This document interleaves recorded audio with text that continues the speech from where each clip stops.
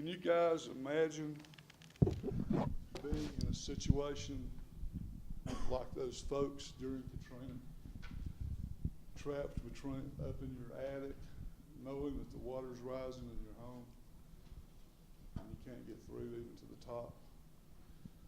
A lot of folks were, as you can tell, and that's just a very few of the 911 calls that they received during Katrina. And the thing about it is, nothing they could do. And of course, as you heard, a couple of folks there were just calling to tell them, hey, we just want to let y'all know basically where you can find us, after the storm. So, Katrina will always be one of a lot of questions, and there's a lot of lessons learned during Katrina. And we'll get into that just a little bit more. But basically, what I wanted to do is to give y'all an idea about what Hearts with Hands is and how and what we did at Katrina, at 9/11, and all these other various places that we've been. All right, where's my computer guru at? One of you guys, all right, can you get this one going here on this thumb drive? Mm-hmm. And remember the name of it.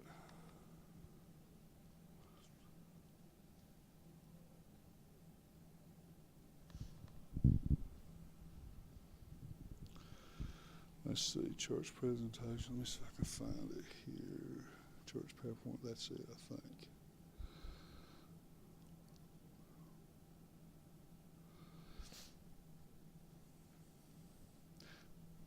Do you, or I can get it, when y'all care to advance it, if you will, just as we go, we'll advance through it. We'll get it loaded up here. Questions so far? What about the badges? Nobody's asked. I bet everybody wants to know. Basically, what happened with these badges is when I got out of high school, went into college, I went into criminal justice and, of course, into law enforcement.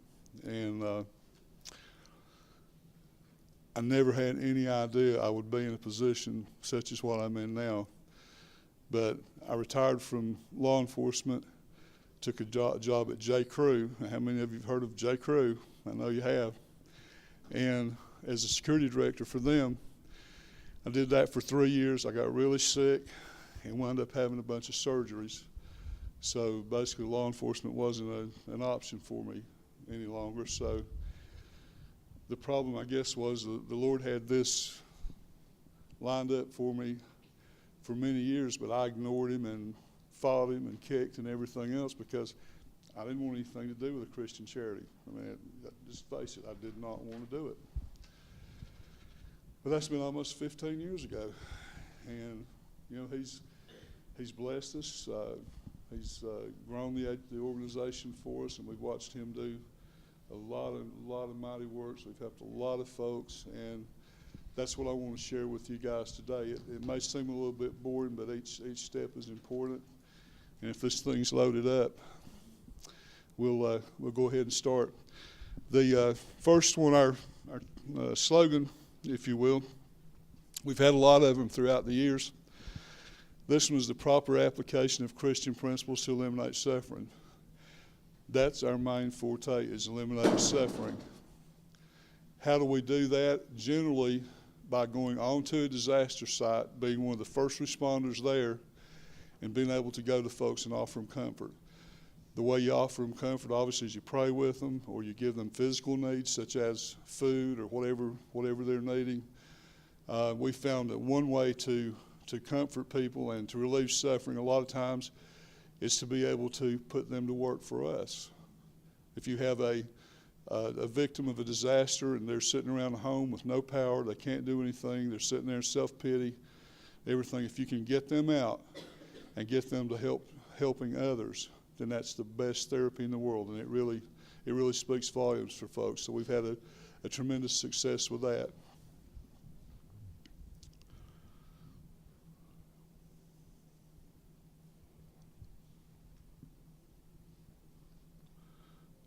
I have to.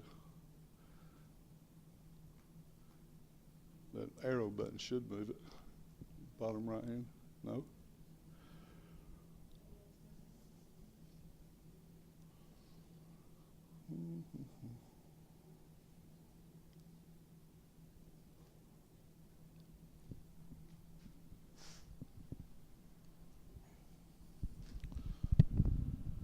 About this one. Rough. Let's get it back on. It goes Yeah, down. Okay. yeah. We can, it should click, yeah, whatever we need to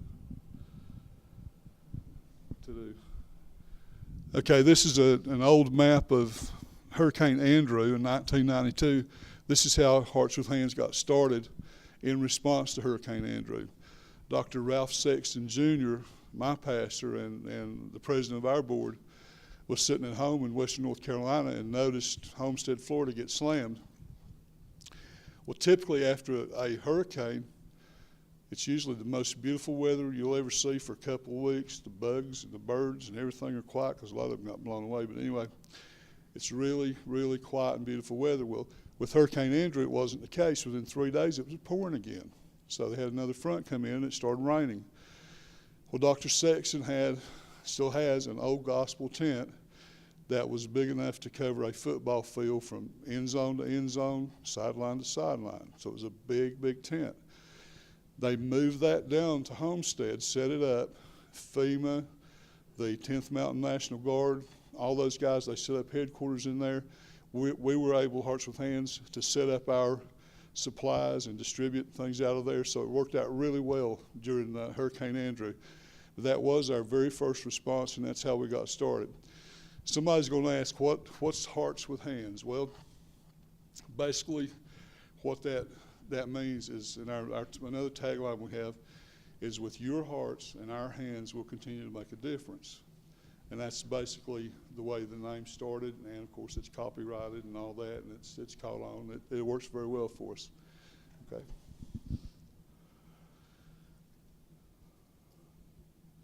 The next largest response was when we got hit at home. North Carolina got slammed by Hurricane Floyd, 1999. Over 2/3 of the state was underwater. Just an absolute mess. The governor, emergency management, they were spending over $1 million a day trying to get this situated, and that was our biggest response. Well, originally Hearts with Hands was set up as a mission of Trinity Baptist Church.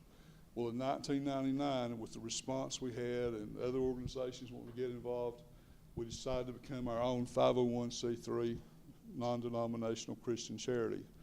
So we became typically our own 501c3 in the year 2000.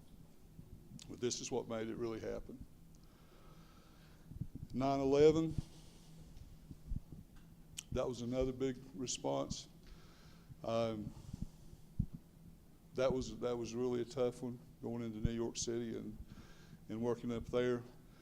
The first thing we did was collect supplies, because they had a lot of unique supplies, gloves, cigars, various things that they needed, to work the area. So we wound up 5 semi-loads of those supplies, and we took those to New York City. Then, of course, they needed guys working down at the pit, what they call the pit at Ground Zero.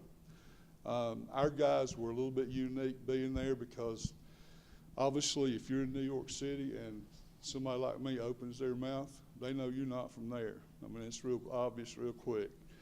But the good thing about that is we were detached totally from the area, so they would talk to us about it. And a lot of times they would, we could lend them an ear, and they would explain their situation, how they felt about things, and I think we were able to eliminate a lot of problems that were going on at that time that may not have been so easy with the residents that live there. 22 of our guys went up there. We had our own command control structure there in Alphabet City. It was a 5-story building that the city let us use. Basically, we went down, we worked in the pit. We had all access to anywhere that we needed to go to help with the mission. A lot of it was passing out supplies, and a lot of it was just talking to folks, just being ambassadors of goodwill, if you will. Okay. Here's a picture of Ground Zero. I know you guys have seen a lot of those, and you may have forgotten, because it's been going on now 11 years, but it's one of the pictures. While we were in New York City, one thing we found out about was a small fire department in the Bronx that wasn't getting a lot of attention. So we went over, talked to these guys, and found out they had 6 members that they had lost there at Ground Zero. These 6 members left 11 kids with no dad. So we made a donation to the Orphans Fund there to help them out. And then for 2 years, we followed these folks. In other words, we kept up with birthdays. We did 2 Christmases just to let them know that we cared. And we befriended these guys, and they reciprocated. So these guys were awesome. Let's go on to the next one. Here's the 6 guys that they lost at Squad 41.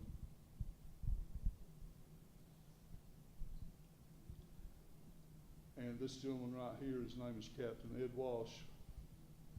He was captain then at that department, and we befriended him. And I don't know if you guys remember or not, but during 9/11, a lot of the young firemen, even Ed's age, that were not old enough to retire, had to retire early because of medical disability due to respiratory problems. Well, Ed and a bunch of his buddies from the FDNY and NYPD, just from basically all the EMS branches, got together and put together their own Hearts with Hands unit. So now we have a Hearts with Hands unit on Long Island that responds in the north. During Hurricane Katrina, they came down and worked for a couple of weeks. And typically anything that goes on in the Northeast, if I need to know about it, Ed has the connections to find out. So it's worked out really well for us, which shows that good things do come from bad situations. Thank the Lord. Okay. That's their regular fire seal.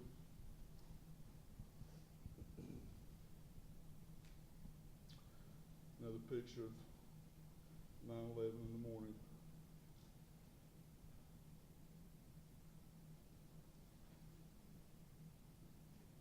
Another picture of the structure, the steel. This actually is one of their trucks, one of their fire trucks at Ground Zero that got destroyed. Now here's Ed. He came down to the Mountain State Fair. He eats it up, literally. We brought some of the guys down, took them trout fishing at Cherokee. A couple of the other guys took them turkey hunting. So, they're avid outdoorsmen and all that, and they love it, so we just had a real good time with them. And these guys, the good thing about these guys, they love the Lord, and they're already educated, trained, everything, because they, New York firemen or police officers. So the next thing we got into is in 2004, the Southeast Asian tsunami. You remember the big tsunami that killed all the folks? There were over 187,000 victims still that they knew of, and there was 83,000 that were not accounted for. So that puts it up to close to 250,000 people that perished in that. We sent a medical team to India. These guys treated over 1,000 victims, and then of course we bought food and rice and fans and I don't know what on site and distributed there. And of course our big concern was a small children's orphanage there that we're able to work with. This is some of the guys that went over. Okay. And there they are in India. The Indian folks, everything's real colorful. You notice how, our banner's red and white. They put all this and make it real colorful. So, and their clothes typically, they're a real colorful bunch. Here's Dr. Moe that was with the group. She's examining a child there in the orphanage, I think, is right, Dennis? Yeah. It was actually when we were out at the beach. At the beach, okay. And there's, they just haul people and food and everything, Definitely a different culture. Hurricane Katrina, like we talked about before, that's our longest response. To give you an idea, Hurricane Andrew, they sent 16 semi-loads of relief supplies to Homestead, Florida.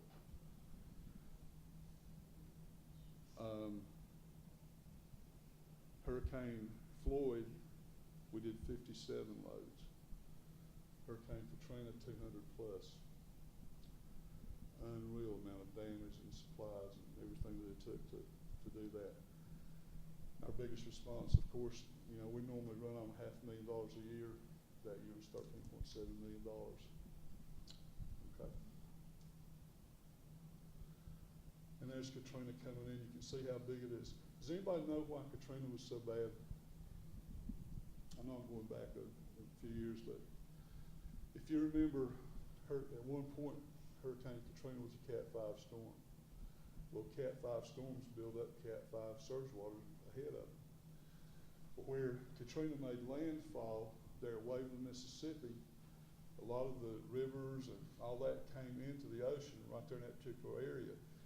Well, here's Katrina spinning like crazy, coming in with Cat 5 waters, pushing this water back inland. I'm talking about 5 miles inland, that's how far inland it went. So it's like a washing machine for a long period of time, just back and forth, you know, that same water before it ever started coming out. And the storm surge coming in, it's the biggest storm surge we've ever seen. It was like 30 feet at Waveland, Mississippi. So that was a lot of, the biggest problem with Katrina was the fact of where it hit and the fact of and of course you still had rain coming down too from the other side. So I think there was like, I can't remember, I'm thinking 80-some tornadoes that were spawned in different areas off of Hurricane Katrina. We were real fortunate here. The city of Ocean Springs, Mississippi, let us use a soccer field they had down there. We were able to set up one of Dr. Sexton's tents there on their property. We had a huge parking lot. It was all fenced. We had bathrooms. We had cooking facilities. We had everything right there in that particular area. Well, right across the street was a housing division, and there was about 2,500 people that lived in there. So we didn't have a problem at all in getting volunteers with our folks and the ones that were already there that wanted to help. We really had a unique setup, plus the fact it was all securable. Okay. This is an aerial view of Bay St. Louis, Mississippi, and we were talking about Katrina and Bay St. Louis and what was the other one? Starts with an M. Bay St. Louis and Waveland, Mississippi. Those two right in the same area.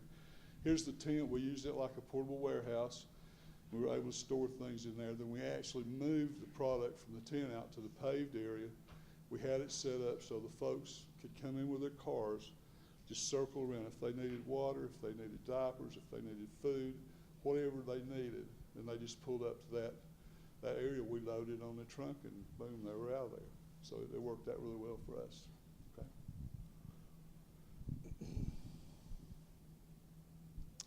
And that's one of the units we had set up with different items there that they could pick up. And that's just another one of the tent. We almost lost that tent. If you remember, Hurricane Rita came through after Katrina, and we had to pull everybody back and get them all out of there. And the only thing that we lost was one pole on the tent had fallen down. So, and it was just a small relief pole, so it wasn't really a problem. So we were very blessed on that. That's just some more damage at Ocean Springs. Of course, in 210 was Haiti. You can go through those pretty fast, honey. What's significant about this picture, this is a group of second graders over in Robbinsville, North Carolina, little community that's, you know, just, I mean, not a lot of folks. It's very rural. When Haiti happened, these kids got together and they raised over $3,000 in pennies. That's a lot of pennies. So that was really awesome. These are pictures of Haiti. And of course, with the money we sent, you know, semi-loads over to Haiti. We found the best way to do it is take an old trailer. an old semi-trailer loaded up with relief supplies, send the whole thing to them, and then when they get the trailer over in Haiti, they can dig a hole, knock the wheels off the back of it, let it fall down in the hole, and they've got them a portable building with all their supplies on it. So that works out real well. These are just more pictures of Haiti. This is one of our local hospitals that was collecting items for Haiti's. This is 5-gallon buckets that we call buckets of blessings. This worked out really well because most of them were food items, or they could be cleaning items, just various items. But the biggest thing there is they got the bucket. The bucket's really handy for a lot of things. So we collected those and sent a full container load of those over there. We do a lot locally, and if you want to, we have a local food bank. We do Coats for Kids program. We help the local kids for Christmas. Backpack Bunch, Operation G.I. Jane, which is care packages for the troop. We do attend soldiers' support rallies, and the thing about that is we don't condone what's going on with the U.S. military, but we do feel like that we have an obligation to support the troops. We help churches set up for various events they may have. We teach disaster preparedness, and we have a PIP program, which means it means preparedness is paramount. It's like a 4-hour program that basically teaches a household how to get ready to survive for a 3-day, 4-day disaster. Okay. The food bank is basically non-perishable food items. We normally run about 300 families a month. Costs a lot of money to do that. The way we get the money for the food items to keep the food bank going is we do a lot of food drives. We have a lot of corporate, church, and individual sponsors that help us with that. And that's just a picture of one end of the warehouse. And here's a picture of another end of the warehouse.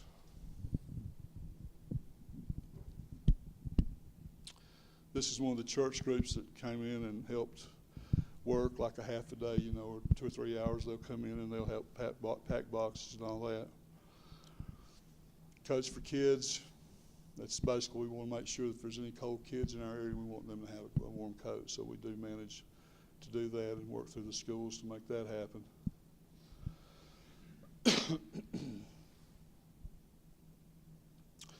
Christmas from the Heart, that originally started about 7 or 8 years ago.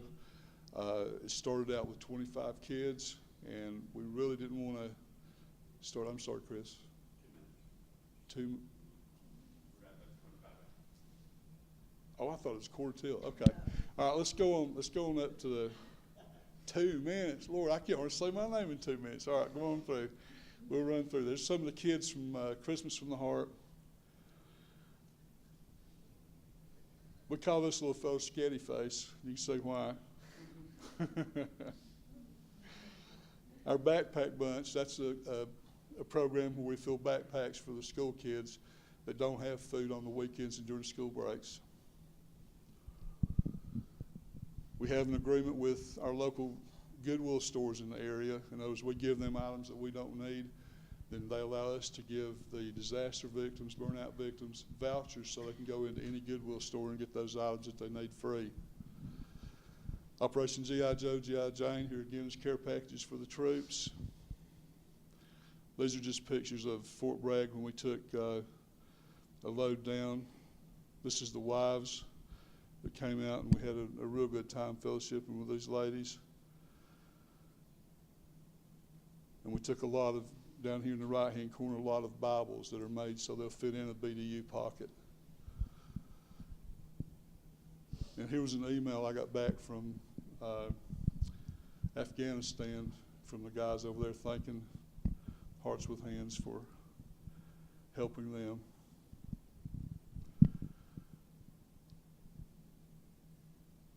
And like I said before, we don't condone or, we don't promote or have a problem with anything the U.S. military does, but we do have a belief that we do need to support the troops.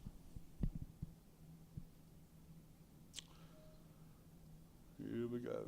We can shoot on by that one. PIP again is a four-hour class to get your home ready. We've done several of these contingency planning seminars. It's basically for churches and businesses. If you were to have a fire, flood, if you lost a key person in your business, could you survive? And we go in basically not to tell you how to handle your church business or anything like that, but we go in to maybe open your eyes and get you to thinking, maybe I should look at something else here. ER teams, emergency response teams, these are the ones we have that are active now. As you can see, they're pretty much everywhere. That's training sessions. And the Mountain Regional Medical Corps, that's 2 years ago we took that over, and we have 17 counties in western North Carolina. I'm sure there's one in this area as well because Tennessee is very big on volunteerism. Let's go on through that. You can see all the training that is available. Okay, whoops, got that one turned the wrong way. Oh, goodness. The thing about it is all of this, not all this, but most of this information, probably 85–90% of it is on our website, which is www.heartswithhands.org. There's how we're funded. Our 2005 audit, we were running at 96% to projects. So that's good. I think it's down a little bit now, but we're running pretty much in line with Samaritan's Purse is the one we run with. Questions? Yes, sir. Yes, ma'am. How is this different than some other organization like Red Cross or FEMA? If it's the Christian type of it, then how do you ensure that true Christianity is being shared? Okay. We obviously went through too fast to catch on that. We do require all our members sign a statement of faith, and we work with these guys, and I'm going to be honest with you, we don't go out and beat people in the head with the Bible. We're not what you're going to call a Bible-thumping organization. What we want to do is go out, work with folks, and hope that they'll see something in us that they would like. You know, whether it's we hand them that box of food with a nice smile, or we give them a Bible, something they've lost, and then we just pray that the Holy Spirit will take over. So we've had good success with it so far because these folks are hurting and they're looking for something. And when you're able to be there and share some time with them and let them know that it's going to be better, or maybe they're a victim and they do work with you in the distributing food or going out checking on folks and all that, puts a different perspective on it. A lot of them would never do anything like that, but when they get in a situation and they have to, then they realize that there's a lot more to it, and a lot of them ask then at that point, well, how do I get what you guys got, and all that, because the church attendance and all that just sort of falls in second place. It's just, hand in glove mostly is the way that works. And we're not funded by any government. We don't take any federal money or anything like that, and that helps us with the bureaucracy. In other words, our bureaucracy, our red tape is from me to Chris to the volunteers. So there's no big rigmarole to get into. Does that answer? Okay. Yes, sir. You're incorporated. Are you still considered sent by the church that you were sent from originally, or? Trinity does. We do have a lot of members from Trinity, and they are a supporting church, but technically, no, not sent from Trinity. No. Okay. They can stop by our booth too. Yeah, our booth, we've got a lot of information there that you can pick up. But like I say, the big thing, if you go to the website, that'll give you some good ideas. And there's obviously ways to contact us there too. Guys, I'm sorry that we didn't have enough time, but there's still a lot more to look at, and we appreciate the fact you guys let us come and be with you. God bless.